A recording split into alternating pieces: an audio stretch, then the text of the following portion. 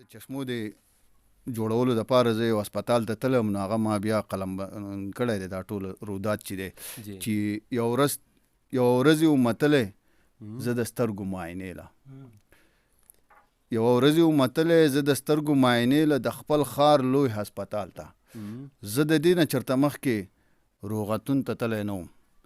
ځکه زه او تر وم، زه د هېڅ نه خبر نه وم چې ډاکټر به کوم ځای ناست وي، معاینه به کوم ځای کېږي. ما ته هېڅ معلومات نه و.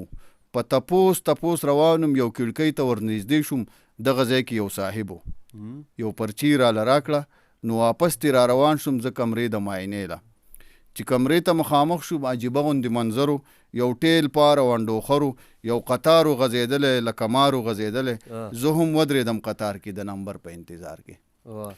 څومره وخت چې تېرېدلو، قطار رو زیاتېدلو، یو قدم چې به شوم وړاندې، 2 قدمه به شوم شاته، فاصله نه کمېدله، رو په رو به زیاتېدله.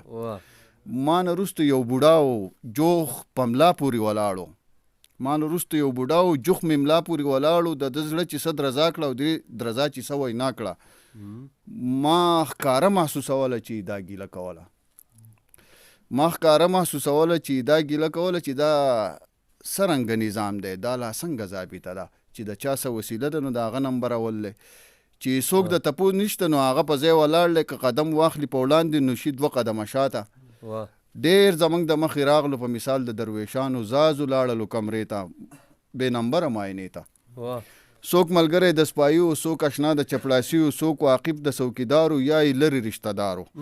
که ځوانانو دا اشرف المخلوقاتو بې نمبره چې ورماتو، که ځوانانو که زاړه و، زنانه که نارینه و، خو چې څوک مو بې څوکه نو هم هغسې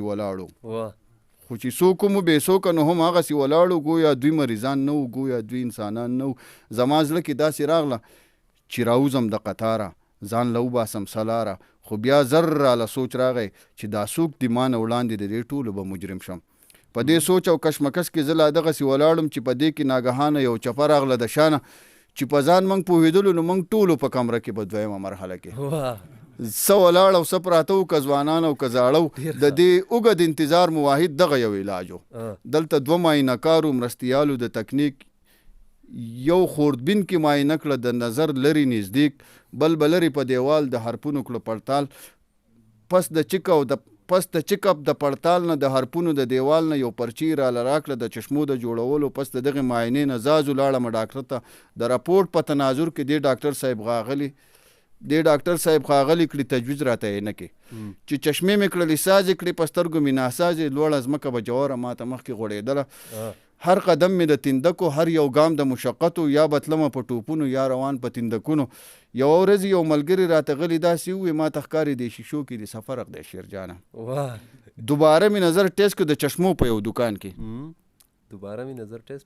د چشمو په یو دکان کې. نو اریانه کپکه شوم. دې ماهر راته دا ووایي چې ستا لرې نظر ټیک دی، د نږدې په زاویه کې د لږ فرق دی راغلی. په 5,500 روپۍ یې راله جوړې دا شیشې کړي چې مې دا دي اوس په سترګو. ډېره مننه، شکریه. ډېر ښه، ښکلي کلامونه. هیله لرم چې تاسو ټول به دې خوندونه والئ او دې سره خپل کوربه حضرت ثاني مشال سره